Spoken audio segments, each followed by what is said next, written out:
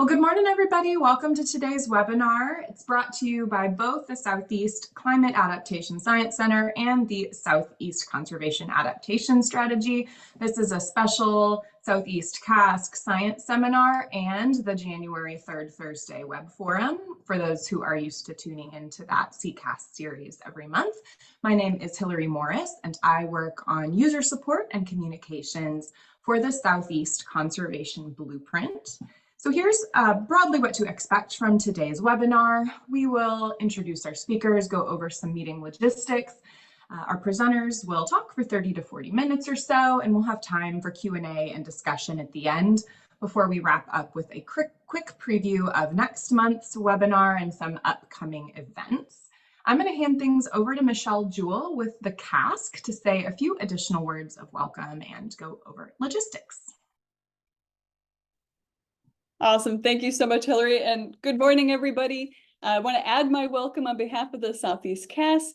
We take any opportunity to partner with the Southeast Conservation Adaptation Strategy. So thanks to Hillary and the Atlanta Botanical Garden for coming together for this joint webinar. Quickly cover some of these Zoom features. They're a little bit different because this is a webinar space. First thing to notice is that the chat itself is disabled.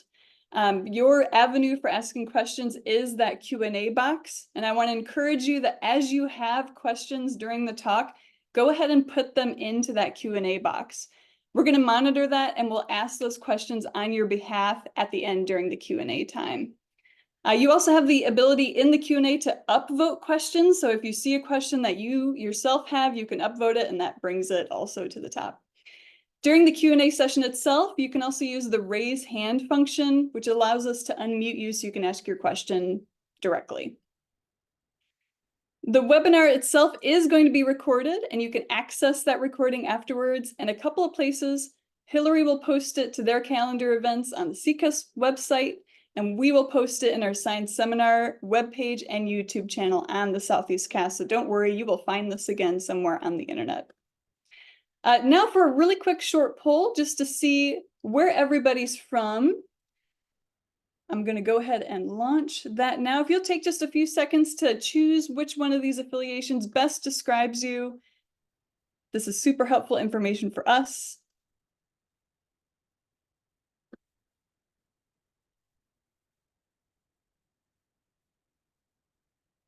And just give you a few more seconds here.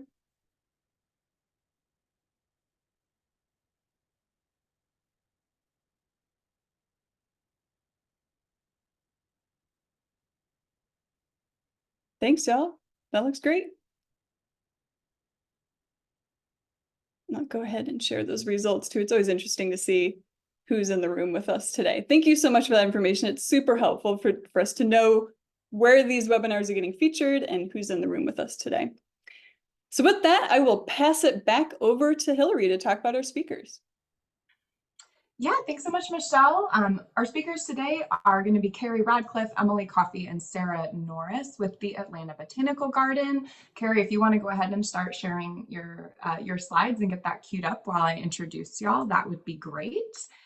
Starting with Emily. Emily is the Vice President of Conservation and Research at the Atlanta Botanical Garden. She's co-chair of the Southeast Plant Conservation Alliance. So she leads a team of scientists and conservation horticulturalists at the Garden's Southeast Center for Conservation. She's overseeing research and conservation activities for rare plants and helping develop regional and international conservation initiatives for species and ecosystems.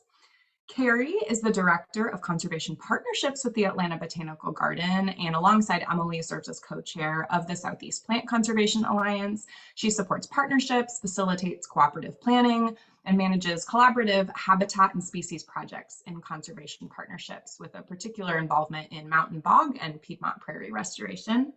And then last but definitely not least is Sarah, who's the Conservation Partnerships Assistant at the Atlanta Botanical Garden. She provides coordination support for the Southeast Plant Conservation Alliance, and she uses her background in community ecology, environmental science, and conservation to help facilitate conservation activities across the Southeast.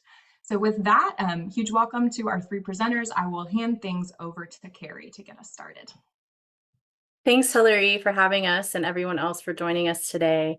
Before Emily dives into our first few slides, we have some additional poll questions just to get some audience engagement and kind of test knowledge surrounding plant conservation and SGCNs and RSGCNs. So if you could please select your best answers for these. Have you utilized the Southeast Plants or Southeast Animals RSGCN list to create wildlife action plans or to develop other project or funding proposals? And you can answer yes for plants, yes for animals, yes for both, or no. And please let us know yes or no, would the inclusion of the U.S. territories and the Caribbean into RSGCN lists or creation of a similar product for those Caribbean territories be beneficial to your work?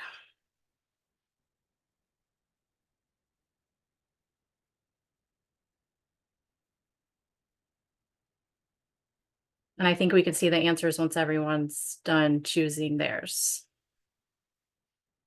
Yeah, still some answers filtering in, so. Okay. And this will be great information for us and other regional practitioners, including many of you here, to see these answers. Great. So some of you have used plants or animals or both, and many of you have not. So we encourage you to check it out and utilize it because it's not just for swaps and other really formal things. And you'll hear about why during our presentation. And it looks like 42% say yes on a similar product or inclusion of the Caribbean territories and the next iterations of these. Great.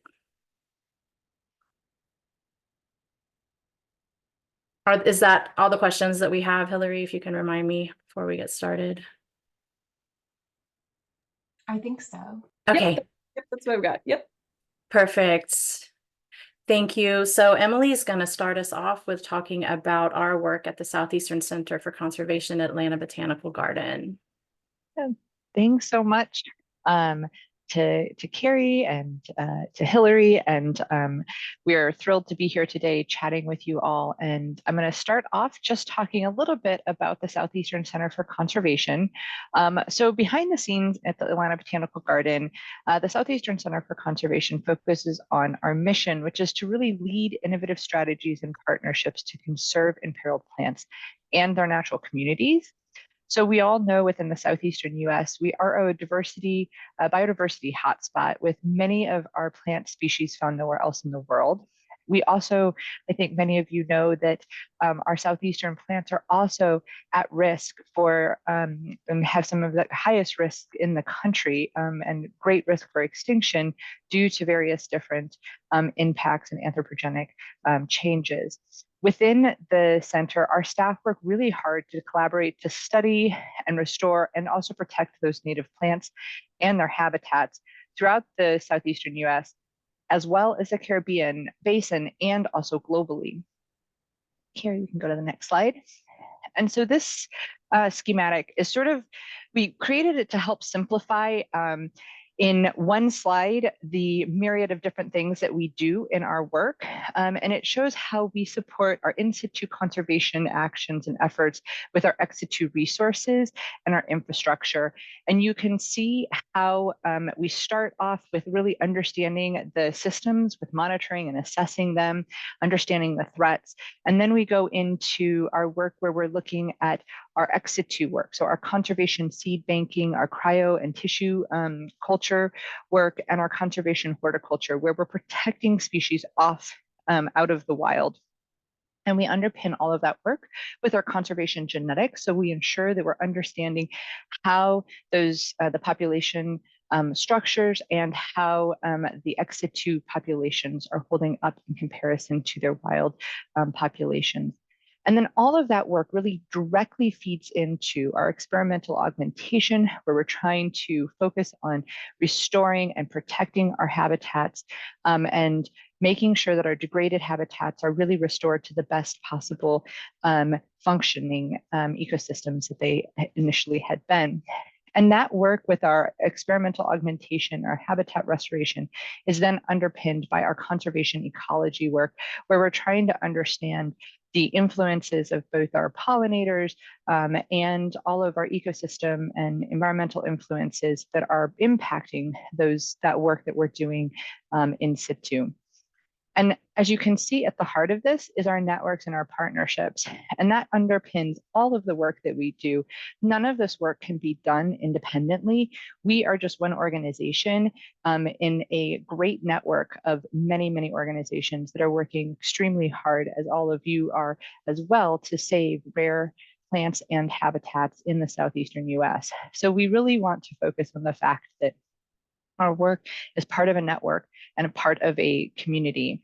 And this final slide that I'll talk about here is just how we see the influence and the impact of the ex situ, in situ, and network work, where all of the work together really pulls together, where we're actually able to influence and have action, direct conservation actions on the ground. We lead the Southeastern Plant Conservation Alliance, and we also globally lead the Global Conservation Consortium for Magnolias. And these are networks that allow us to really greatly support and influence, build capacity, and support plant conservation on many different levels. And with that, I can stop talking about the Southeastern Center, and we're going to focus on the regional species of greatest conservation need that I'm going to hand over to Carrie and let her talk about the amazing work that both Carrie and Sarah have done and are wonderful partners that we've been able to support through this work. Thank you, Emily and Sarah. Sarah's led the charge with organizing us internally and with all of our partners who contributed to this. And there are many, but before I name them, I just want to say that this project leveraged the Southeast network of professionals and experts to collectively move the dial forward for plants by creating a product that ties them directly in with other forms of wildlife and the animal RSGCN list.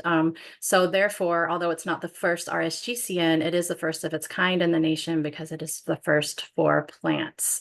So it's very innovative in that way, as well as how we approached it just a little bit differently. We're very grateful that this project was funded by the Fish and Wildlife Service Southeast Regional Office, and it allowed us to act as coordinators and support our partners at NatureServe, as well as their Natural Heritage Network's involvement. Terwilliger Consulting, Inc., who led the development of all the existing RSGC and animal lists that we have for other regions. We were also able to have advisement and participation in the planning team by Flora of the Southeastern US, namely Dr. Alan Weekly. And we also worked very closely with the SEAFWA Wildlife Diversity Committee, including our main champion, John Ambrose, as well as other WDC members. So thank you to all of them. And as we go to the next slide, I just want to reiterate that this was not Atlanta Botanical Garden or even solely the Southeast PCA, but through our regional alliance, we were able to involve and support all of these other key players on the project planning team. And in addition to that, we had the contributions for this project, but just the ongoing contributions for biodiversity monitoring and data management and sharing with NatureServe by their network. And these are all of the program members that participated in developing the list. Could not be done without them. And I'm not going to read all of this right now, but this is very important to us that we acknowledge all of the homelands across the Southeast of our Indigenous communities and tribal nations. So we encourage you to access the full land acknowledgement on our website. But the main thing is we're trying to conserve what is left after the many irreparable losses and impacts of European colonization. And we aim to provide access to resources and opportunities for informed partnerships, building bridges, expanding perceptions, and weaving together all of our approaches. It's very, very important to us. And so we link to the CCASC Center Tribal Story Map, as well as the Native Lands Digital Interactive Map, and encourage everyone to know where they're living, where they're working, and to learn about whose land that is. So a little bit of a background on the Southeastern PCA. We were formalized in 2020. This was building upon many years of strategizing and networking back to 2015 and even further back. But our goal is to bring everyone together because there's all these amazing people out there that have been doing work so long. But to pull us together and give us a forum to talk and work together to bridge gaps between local and national efforts to prevent and restore the loss of plant diversity in our region. And we approach achieving this by building capacity, facilitating all the novel partnerships, and leveraging shared resources in order to stimulate our shared collective success. But stepping back, I mean, why form the Southeast PCA in the first place? And why work so hard to develop an RSGCN just for plants? Well, if we look at some of these pretty sobering statistics, we see that 40% of plants on Earth are at risk of extinction. Plants, animals, and ecosystems are all facing about the same level of extinction and collapse between, 34 to 41%. And if we look at other sources from our experts and partners and collaborators, we also know that 40% of the plants lost from North America since the time of colonization were from the Southeast. So with that, and because this is such a biodiversity hotspot, it made sense that this type of tool and list would benefit us and it would benefit plants. So like I said, RSGCN lists exist in the Northeast, Southeast, and Midwest, but only for animals. So we thought it was a perfect match to be able to leverage and enhance both the Southeastern PCA and the NatureServe networks in the Southeast partners to recruit and engage with experts and come up with, not only priorities and levels of conservation concern by which to categorize the many species that we have that need focused conservation attention, but also to serve as a resource for state wildlife action plans, tribal wildlife planning, natural resource co-management. So these were already identified as goals of ours when we formed. Creating that forum that I mentioned, because if we're working together below the national level, but across state lines, we have to be able to talk and communicate our shared priorities and needs. And this allows us to then prioritize those needs for conservation and research, as well as things like status assessments and ranking updates.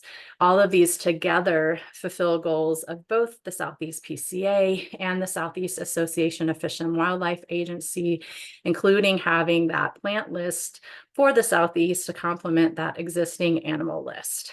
And of course, this would prepare us for the hopeful passage of Recovering America's Wildlife Act so that we're ready to go and have a clearer picture of what our needed actions are to continue making conservation success. So Sarah, again, our conservation partnerships assistant, she did a great job leading and herding all of the cats, and she's going to take it from here for a while to tell you about a high level of the methodology involved. Sarah? Thanks, Carrie. So looking at how we created the RSGCN, the first thing we did was we got with NatureServe. They were one of our biggest partners in this process because we used their data. And so what NatureServe does is they consolidate data from the NatureServe network to assign global and state ranks for all species based on rarity, threats, trends, and distribution. So you can see this table here. It's kind of on par with the IUCN Red List, an entirely different ranking, but it has kind of a similar effect. So we took all that data, and then Carrie, if you can just click to the next image there. So we took all of this data and compiled a list for all vascular plant taxa that are native to any portion of the continental southeastern US. We unfortunately weren't able to include Puerto Rico or the US Virgin Islands because there just isn't enough data at this time to include those species. We're hoping that a future iteration will be able to include those taxa. So this includes 15 states that are in the SEPCA and SEAFWA footprint. So to identify the regional species of greatest conservation need, all 9,271 taxa native to this region were analyzed to assign what we called levels of conservation concern, or LOCCs. And so you'll see those in that table. They're very high, high, moderate, low, and manual review needed. We didn't want to say that there wasn't a species that was not of conservation concern. So that's why we included low, because it'll allow us to track changes over time. So this is based on those G rank and S rank conservation statuses. So again, all of these ranks, you can see how they're broken down, are informed by rarity, threats, trends, and distribution in southeastern states. Next slide.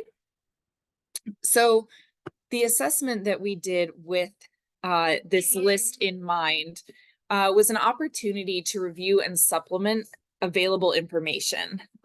So we sent a survey out to, I believe it was 130 individuals that are botanical experts in the Southeast. They worked for universities or the NatureServe Network, and they filled out this survey to give us feedback on the data that we received from NatureServe. So we got 30 responses, at least one from each state, which was great. And we incorporated the feedback for taxonomy updates, changes to any level of conservation concern that we might have. So if someone thought that like a species was listed as high and it should be very high, they were able to give us that feedback. And then any G rank and S rank updates that may not have been done. Those ranks, unfortunately, do go out of date after a while, and it's hard to update 9,200 species every year. So it helped us focus on those species that maybe were out of date as well. So the highest response priority that we were looking for was species requiring consensus, that if, everyone that took the survey had a different idea about how a species maybe needed to be changed for the level of conservation concern, we had our technical team look at that species. Next slide. And so ultimately what we came to after working with the technical team was the RSGCN list itself has 1,824 species. And those are in the very high, and moderate level of conservation concern categories. Again, the ones that are low are not level species of conservation concern, but it's going to help us track them over time. So with that in mind, looking at the 697 very highs, 251 highs, and 886 moderates, we were able to define this RSGCN list. Next slide. So in the list itself, it's just an Excel spreadsheet. So it's not anything, it's intimidating, but it's not anything super fancy. It's not this massive database. You can go to our website and download it right now. But in that list, we wanted to make it really accessible to a lot of different organizations or individuals that might be needing to sort of parse out different data from this list. So we have additional criteria included in there that are filterable in that list. So that includes taxonomic families, like high-level families, species and habitat threats, which were identified by the survey takers from a larger list that was defined by NatureServe and at the Southeastern Partners in Plant Conservation Conference in 2016 and 2020. There's also conservation and research needs that were defined. We have ecological system groupings, which are based on the U.S. National Vegetation Classification System, which is new. And we're working to make a full crosswalk so that all of this, habitat data can be sort of unified and, easier to understand across multiple platforms. There's also the taxa in need of ranking updates that's noted in there, and then Endangered Species Act listed and at-risk species. So those are the ones that you can already go through and filter in the list. We also address additional items in the report that we released, which is also available on our website and in print. So that includes medicinal and economic taxa, culturally significant species, case studies about historically marginalized groups, tribal nations, indigenous communities, indigenous knowledge, traditional knowledge, indigenous communities, and I'm sorry, that's a repeat. And inclusion in different strategies for conservation. So some of these things we already addressed in the report, but we're hoping to make additional changes and additions to future lists where we can have actual like medicinal RSGCN lists and economic RSGCN lists. So we're hoping to include in the future. So I'm going to pass it over to Carrie just for a moment, and she's going to cover some of the interesting taxa that we found in this list for, you know, species that you may not think were ranked certain ways. So yeah, Carrie. Thanks, Sarah. Sure, we've just pulled out some charismatic focal species to represent each of the levels of conservation concern, just to show you some examples, since it's too much to go over everything in the list and it's a little boring just to talk about those levels without something beautiful to look at. So we pulled out, for example, Venus flytrap, which was petitioned but not found to be needing to be listed, recently reviewed by Fish and Wildlife for potential listing under the ESA. So this is very high. Not federally listed, wasn't found needing to be listed for various reasons. It's also a more complex species because it is tracked by the Convention on International Trade of Endangered Species, or CITES. It's also considered to be critical for conservation by the United Plant Savers, which is a group we have not engaged with yet, but want to bring into the fold of the Southeast Plant Conservation Partnership in general, because they're tracking species, you know, in our region and in the rest of the country that have known use or potential economic use and threats by wild harvest. And compare this with something like Jones's pitcher plant. This is listed as endangered under ESA, is also tracked by CITES, another charismatic carnivorous plant, but it falls out actually in the high category. And of course, you know, these are dependent on all of the different criteria that Sarah covered or alluded to that you can look at in the actual spreadsheet tool and list itself. We pulled out a potential poster child here for the moderate category, American ginseng. This is not listed or petitioned for listing, but the U.S. Forest Service, Southern Region National Forest have recently stopped issuing permits until it can be assessed, you know, and in discussing with NatureServe and other partners about how we can hopefully develop somehow an assessment and conservation roadmap for medicinal and economic and culturally significant species, which would be a huge effort involving so many more people, maybe many of you here. Although it would take, gosh, they're saying it could take 5 to 10 years to really understand and update all the various ranks, like the state rank level, but they feel pretty confident right now in that G3 ranking, but it's subject to wild harvest, poaching for trade, export to China. It's a very complicated picture, but it's falling in, you know, moderate. And then something like river cane, which is incredibly important. It's an ecological and cultural keystone species. It's not technically on the list. It does have that low level of conservation concern, which does not mean no concern. So we wanted to include it to illustrate that just because something is not on the list in those 3 highest levels of concern, we still need to pay attention. We still need to work with these species. We still need to look to those who are leading the way for sustainable use and restoration, especially something like this, that the habitat has declined and it's such a critical part of everything else that is co-occurring in that habitat and the people, right? So we definitely think that these should be included in state wildlife action plans, and they are. And we reference examples of this from South Carolina in particular in the report.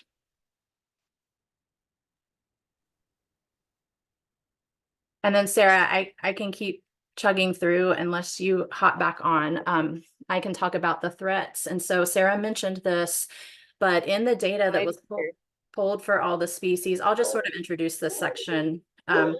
Since the threats data was already there in the NatureServe data in biotics at the national and state level, but not present for all of the species, we included supplementary survey sections for the RSGCN assessment so that people could add threats or add to the known threats for the species. So this was sort of a bonus section where we could also poll experts, not only on the threats, but on the conservation needs. So they were allowed to add up to 3 primary high-level threats to be suggested for each species. And we got almost half of the species with responses for these threats and needs. And these also represent actions that can be taken on with partners within these local, regional, and national networks to address them. And in order to address them, we can look at the needed conservation actions. So these are the things that were categorized for SEPCON 2016 with Fish and Wildlife and Forest Service and other partners, these broader categories of needed actions, whether management, acquisition, different types of research and conservation and monitoring and things like that. And so you can see how these fall out in getting to all of the highest level needs being really land related. So, but also things where other partners need to be involved to achieve those needs. And we'll talk a little bit more about this at the end when we're addressing things that are brought forth in the ecological systems crosswalk and how to maximize efforts. So do you want to jump back in, Sarah? Sure, yeah. Okay. So one of the outcomes of this RSGCN that we've seen so far is we hosted a ranking workshop in October of 2022. There were 2 primary goals, to update the global and subnational or state ranks we were hoping at least 30 of 50 species that we had selected. And then we wanted to clarify between the moderate and low categories. And, you know, again, the second goal was just to at least rank 30 of them. We didn't know how long it would take, what this process would look like, but we just wanted to get everyone in the same room. So at the end of 3 days, everyone had assessed 71 species. So they kind of blew that goal out of the water. And there were 20 species that had never been ranked before that now have ranks. So this was just a great success. Many taxa with updated ranks now could be moved out of the low category onto the RSGCN list. And we were able to address some of those manual review needed species. With hybrid participation, we were also able to bring people from other states that weren't able to travel to Atlanta Botanical Garden. So it was really just a huge success overall. And we're actually having our second one next month, just in a couple weeks. So we're really excited to see how many taxa and sort of how we can expand this process. So ultimately, just to sort of wrap up what the process looks like on the next slide, we created this diagram that shows how the complementary data update process sort of works. So we have our standard taxa updates on the left. You can sort of see there that NatureServe and the states update their databases, and it just sort of is a cyclical process. But then when we branch off and we do an RSGCN update, we're going to have sort of this additional process off to the side. So that includes, you know, determining which taxa need updated and then sending out those surveys, getting the responses, updating the data to have the technical team look at it. So we have this additional sort of cyclical process that sort of comes into the side. And we've already seen, it was our hope that doing these updates would prompt states to update their own databases. And we've already seen that taking effect, and that has been really effective.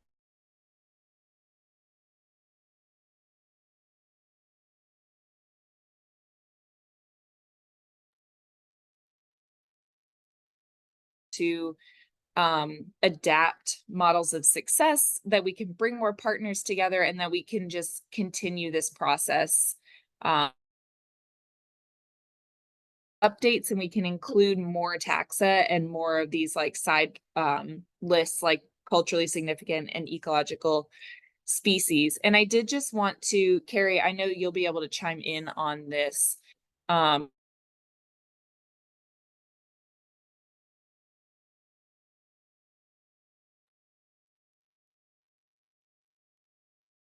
Sarah, David.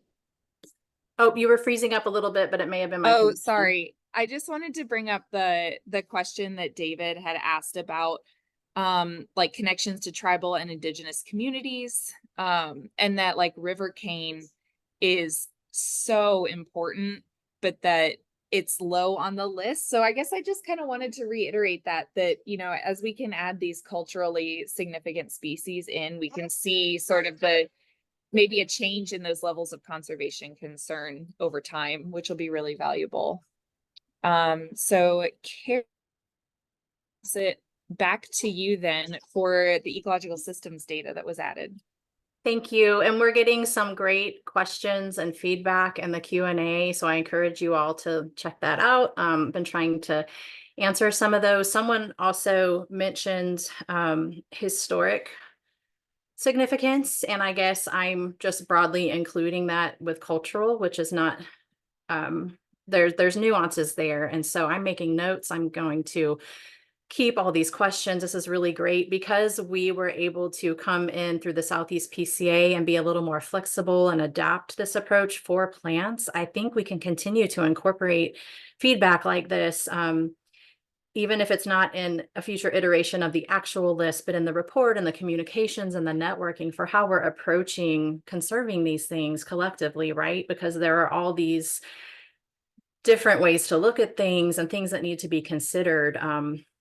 So thank you all so much for your questions and feedback. And I'll just reiterate before going to the next slide that all of the benefits of this list and helping to promote and expedite standard updates and having this adaptive and complementary process of the RSGCN assessment and updates, and then the ranking workshop, and then all of those continued improvements and enhancements, that like all of those lead to this synergy, right? And it's benefiting the network as well as just the product there, and helping us learn how to continue to improve over time with both aspects.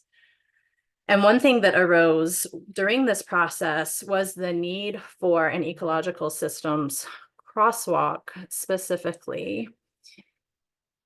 And so, sorry, I'm having trouble seeing all the details here from my presenter view. So I'm just going to lean forward and be close to the camera. So we have all of our taxa that were already assigned to U.S. National Vegetation Classification Systems, but some of these were not formal U.S. NVC associations, some were just habitat descriptions. And for the data set prior to conducting the supplemental crosswalk, which was done by Southeast Flora, there were only 846 species with that actual formal U.S. NVC association documented. And so we were very lucky to have Alan Weekly and Scott Ward and his lab come on and help with this. We also were incredibly lucky that Dr. Jennifer Cartwright with USGS on behalf of Southeast CASC was able to get funding to bring on a postdoctoral researcher, Dr. Alex Loomis, who has been working as an ORISE fellow through USGS as well. And so he's been taking all of the existing data initially, and then after Alan's crosswalk, adding that in and coming up with a review and a list of all of the available climate models for RSGCN plant species. He's also working now on developing user-friendly climate impact summaries. And he's going to be presenting, I believe, on next month's webinar for CICUS.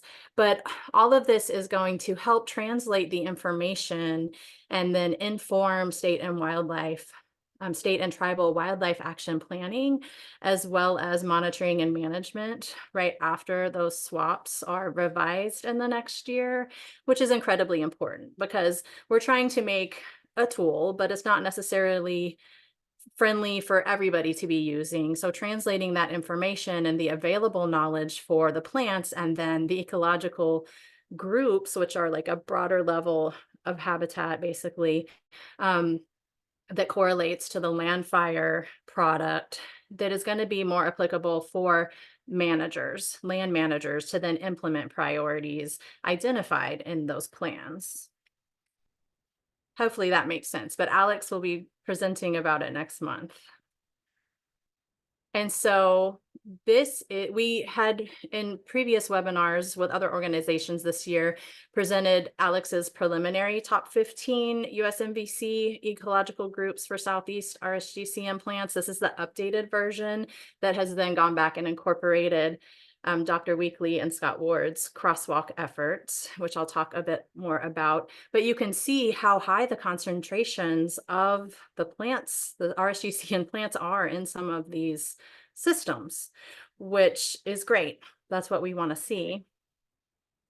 And why that is important is because we can maximize our efforts for conserving, acquiring, and preserving parcels and things like that that have higher numbers and relate to these priority ecological systems.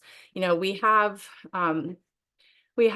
two kind of different groups. We have things that are naturally rare, right, that aren't now facing additional threats in our age. And then there are things that are embedded across these larger landscapes that have become much more altered and destroyed in recent decades, and then have thus become more rare. But regardless, if we can look at trying to apply management where needed, or acquiring land, or conducting research and things like that in these areas with the higher concentrations of species, then we're going to make more of a difference. Which you all know that. This is just kind of more evidence to support it, right? And then using the RSGCN and this crosswalk as a tool can help us see where to look and where to act, basically. So just to reiterate the high points of that, habitat degradation and loss is the primary driver of imperilment. We know that from looking at the threats and our collective experiences, and that those highest ranked and voted needed actions are land-based. So if we look back at the needed actions, the highest needs were told to be acquisition and easements, restoration or enhancement of habitat, survey, inventory, and monitoring. Also adding in things like augmentation and reintroduction, prescribed fire, and working with partners. So this is where we get back to the approach that Emily described of everything hinging on our partnership networks, right? So by correlating RSGCN plants and animals, which is what we hope to work with everyone to do next, or at least to support in any way we can, is because if we can match up where all the plants and animals are on the landscape and have a standardized way of identifying these systems, that's basically what conservation opportunity areas are and how they could better be identified. There's lots of existing efforts focused on this within NatureServe and their ecology team, Fish and Wildlife Service. The SWAPs are already including these, but just enhancing that overall effort and making it more standardized and efficient for everybody. And we would love to support that. So just reiterating what we've completed so far, we have developed this in conjunction with all the partners, and it was approved after being reviewed by the SEAFWA Wildlife Diversity Committee. It's being used for State Wildlife Action Plan revision and implementation. We have lots of help on board for the regular project partners as well as Southeast CASC. We have the RSGCN list and report available to download online. You'll also be able to access the threats and needs supplemental survey data in another version that's either been uploaded today, or it might still be uploading. It takes a minute, but you can access those products on there. We're conducting additional ranking updates, like Sarah said, with NatureServe and their Network. We're hosting them all again in a couple of weeks to do more rank updates to help inform species status assessments mainly, right? So things that are listed are petitioned for listing, mostly with strategic inclusion of a handful of things that are culturally and or in the Caribbean territories significant to them to help grow the effort and the network and working towards that broader roadmap for conservation in the region. We're also going to be working on a subset of IUCN Red List assessments as part of this second round of funding. But we hope to continue that crosswalking effort, like I said, and then seeking funding in the future to address needs like including the Caribbean territories in a revision, to inform data availability for prioritization of species for the Caribbean partners, just helping them how they need to be helped and working with them in a way that works for them. As well as including them in that larger list, and then revising it every 5 to 10 years. And then again, supporting the review and development of strategies for conserving culturally, economic, and medicinal species. I don't have to go into too much detail with you all on Recovering America's Wildlife Act, but if you haven't already contacted your representatives or joined the National Wildlife Federation and Southeast PCA sign-on letter, we encourage you to do so, because unless we enact change, we're facing the loss of at least 1 million plant and animal species worldwide because of all of the threats. And we know that our networks can serve as models of leadership for our nation and for the whole international forum to make a difference, right? Our collective ability to assess and preserve the biodiversity of plants and ecosystems underlies everything. So everyone keep doing what they're doing, and we'll do what we can to help, because uniting our efforts in the region and beyond is the way to approach that, is what we believe. This presentation, as well as the RSGCN for Southeast Plants, is dedicated to John Ambrose. It would not be here without him. I don't think the CCAS network would be either. We miss him tremendously, but he is the reason that we are here today. And we encourage you to sign up for updates and participate in our Southeastern Plant Conservation Conference this October, SEPCon 2024.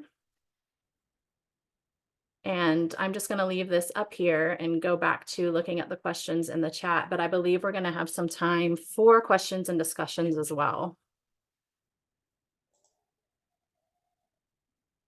Yeah, I think we can probably move into Q&A. We have, I think, about 5 minutes or so. We'll probably need 5 minutes at the end to share our final updates from the CASC and from CCAS. But Michelle, do you want to take any questions that have emerged in the Q&A that we haven't had time to address?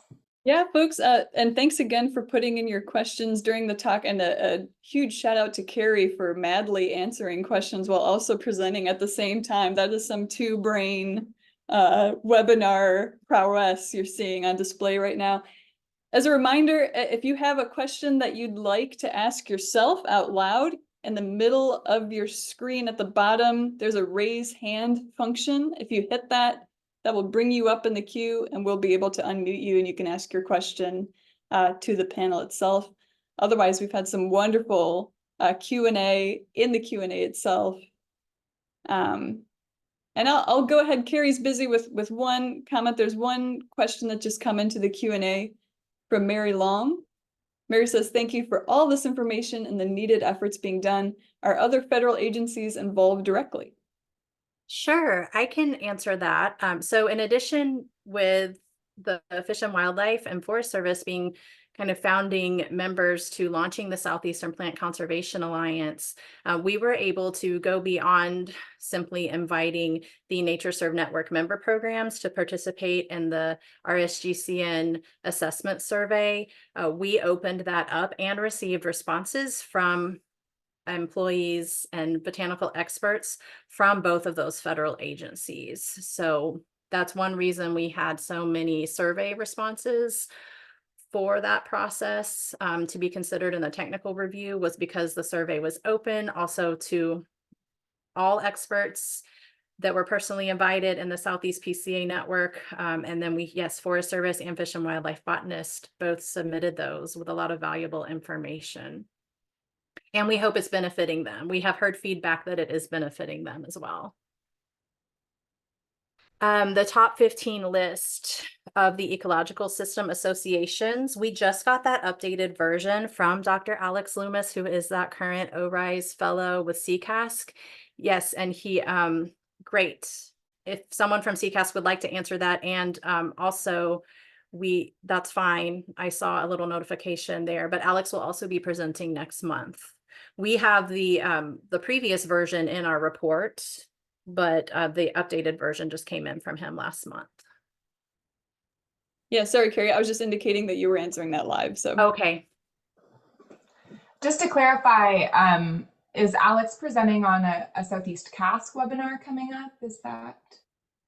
I know he's doing a blog for us, but we don't currently have him on the webinar schedule. Okay, I'm sorry. I was clarify. No, totally fine. But definitely stay tuned for the CCASC newsletter. Alex is doing a follow-up blog to share more about that vegetation classification crosswalk.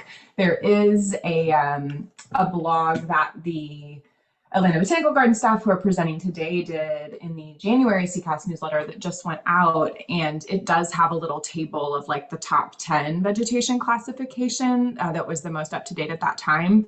Michelle, I don't have the same multitasking skills. If I give you that link, maybe you can put it in the main chat that everyone can see. But thanks for that question. Thanks. Sorry for the confusion. So I think I was confused because we were doing the blog in conjunction with this webinar. Yeah. You must have told me he was doing next month's blog. Yeah, no problem.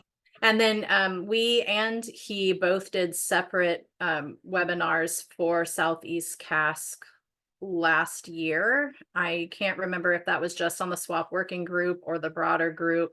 If it was with the broader group, that may be available, but definitely look towards the blog, look at our blog with the top 10, and then we might be able to make, when he's done with his project, we can promote whatever materials that he is publishing, but that will be his to share. And then someone asked about signing up for updates. If you go to, I'll type in our website, and then to sign up for the updates, if you were talking about Southeast PCA, you can scroll all the way to the bottom, and then you can put in what kind of correspondence you would like to receive. You can type in your email address and select whether you're interested in just general and conference updates, or if you're interested in participating in the Southeast PCA as a member and or task team member and or leadership team, because we do accept people joining at all of those levels, and we only want to send the appropriate emails to whoever is wanting that kind of correspondence. Thanks, Carrie. I also threw in, just Alex is a really busy person. He also recorded a really insightful and entertaining podcast with us last year. I threw that link in the chat too. I highly recommend it. He gave so many entertaining field stories about trying to find rare plants. It was really, really wonderful. Last call for questions, folks. We got about a few minutes left. Otherwise, I'll invite Hillary to take it away. Yeah, why don't we just, I'll go ahead and wrap up with some of these closing announcements. And then if you have additional questions as we go, feel free to continue dropping those into the Q&A, and we can pause again at the end. Let me pull everything up here. So I wanted to highlight next month's webinar, the February 3rd Thursday web forum hosted by CCASC. We're going to be hearing from a team with NatureServe about the results of a project to compare the Southeast blueprint to high resolution distribution data for imperiled species. This builds on a presentation that a member of this team gave last year when they were kind of outlining the approach and the need for this analysis, and now they have actual hard results to share. So I'm really excited to hear from Chris and Reagan with NatureServe, and I think you're also going to be hearing from a member of CCASC staff as well, kind of talking about how we want to incorporate what we learned from this project into the future updates to the Southeast blueprint. This is something that we've been working on, improving the data sets that we incorporate in the blueprint that represent imperiled species. And so this project basically assessed how well the blueprint aligns with predicted species habitat for a lot of imperiled species to kind of identify those mismatches and where we can do a better job of representing imperiled species habitat in the blueprint. I want to share a couple of updates from staff, one from Rua Mordecai on our team about the plan for this upcoming blueprint update, and then I'll ask Michelle to share a few updates from the Southeast CASC as well. Hey everybody.